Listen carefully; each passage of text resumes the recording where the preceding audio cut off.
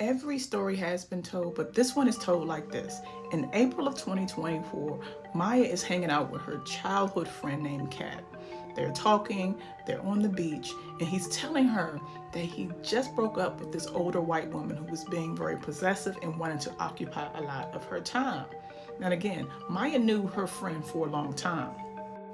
This is her friend Roy. So Roy and her are hanging out, and he said, you know what, you want to go to the club? And she's like, yeah, we can go to the club. So they go to the club. They're living in Belize. He has his friends, she has her friends, and so at some point they separate. But later on, a stranger comes up to her and say, look, we're about to leave. Kat wants to know if you're ready. Again, her friend Roy Burgess, his nickname is Kat. So she said, okay. So they are walking out of the club, and immediately something tells Maya that the feeling and the vibe is off. He being Kat, is giving this guy in the back seat a ride. Now, Kat is going all out his way to be, conversational, but the dude in the back has a really dark energy. Now, this is why, as a writer, I love this story. Maya says immediately she knew something was off, and her spirit said to tell Roy, or Kat, her friend, to let her out of the car. She didn't do it. Go with your instincts always, always. This is why, as a writer, I love this story so much. A little while into the ride, all of a sudden, she feels a gust of air. Her friend, Kat, was 3 times in the head. He was unalive immediately. Next thing you know, she felt a gust of air, and then she felt pressure. The dude in the back had 3 times to her friend, and then 1 time to her for her jaw. She gets out and crawls into the grass. This story is so amazing. Like, I can't believe that she survived this, but she crawls to the grass.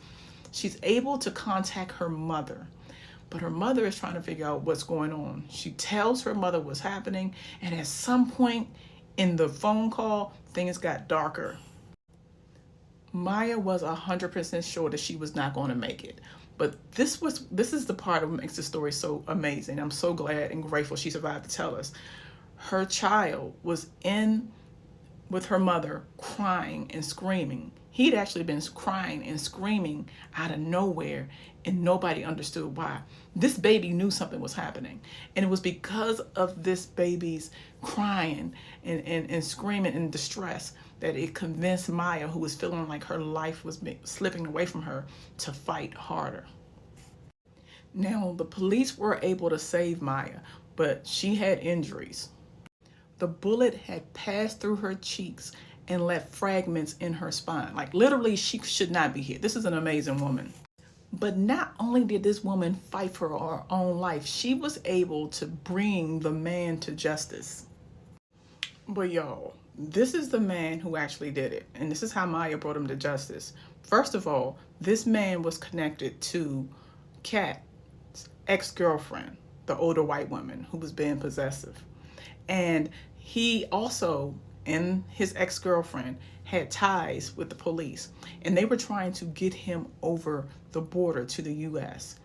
And at some point, this man, for other reasons, was in police custody, and ICE had information on him.